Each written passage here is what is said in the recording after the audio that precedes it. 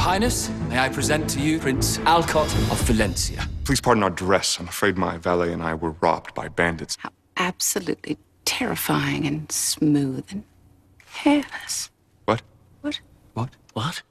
Hi, I'm Dave Bjorkgren, Managing Editor of the News of Delaware County. And I'm Arthur Ryan, Entertainment Correspondent to the News. And that was a scene from Mirror Mirror, which was released this past weekend in movie theaters nationwide. Now, I found this to just be pretty much frivolous, harmless entertainment at first.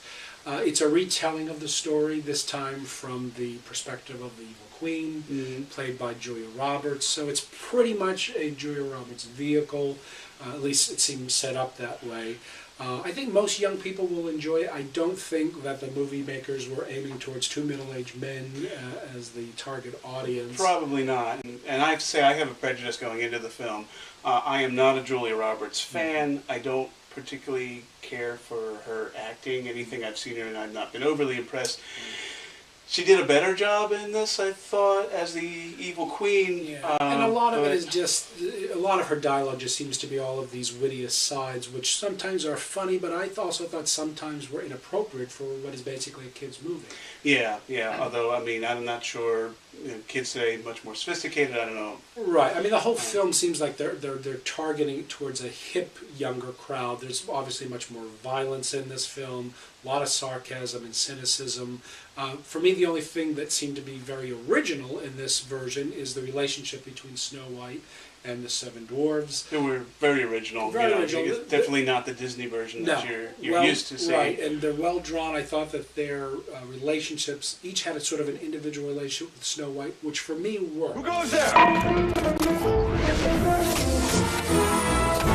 Well, you can't expect me to fight you. Why? You're minuscule. Diminutive? That's the best you got. You're short, and it's funny. No one is to know the details. Although I gotta say, just throughout the movie, I thought this was a flat story.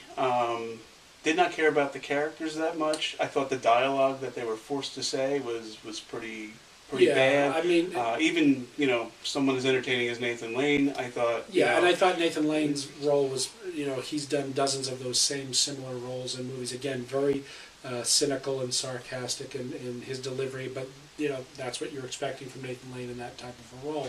I guess I don't know. Maybe I wanted more charm in this film. Really, it's not a charming picture. No, it's not. And ironically, the whole theme of the movie is that you have to be careful when you use magic. And actually, the movie could have used a little magic. Could have used a lot more magic. Yeah.